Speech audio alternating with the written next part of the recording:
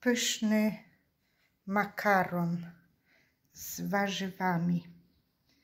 Ulubiony makaron mojego męża na upalne dni.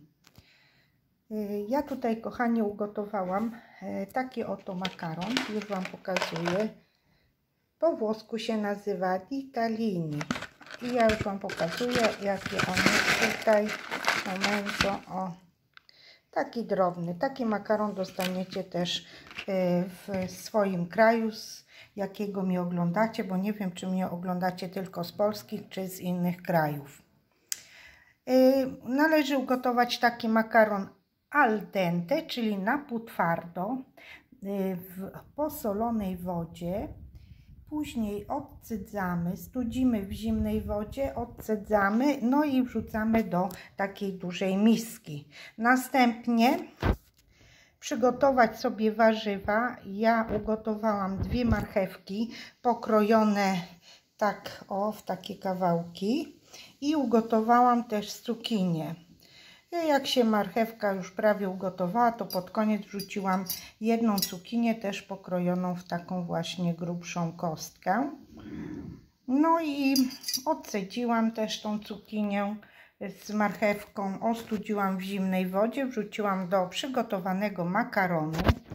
Do tego makaronu dodałam puszkę fasoli, takiej fasoli dużej.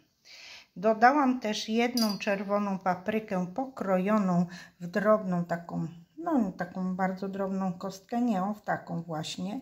Pokroiłam 2 pomidory takie podłużne, one się nazywają tutaj San Marzano. I co tu jeszcze dodałam? I 1 puszkę tuńczyka. Tutaj kawałek Wam pokazuję. Tuńczyk był w oliwie. Odcedziłam tą oliwę, bo mój mąż nie lubi oliwy z tuńczyka. I dodałam do tego makaronu. Wszystko posoliłam. Można też popieprzyć. Można dodać też jakieś przyprawę typu pietruszkę, albo można dodać świeży szczypiorek. Ja takich rzeczy nie miałam. Można tutaj dodać też taką cebulę jak szalotkę, albo na przykład czerwoną cebulę. Ja też tej cebuli nie dodawałam, bo ja mam problem z moim mężem, on dużo rzeczy nie lubi.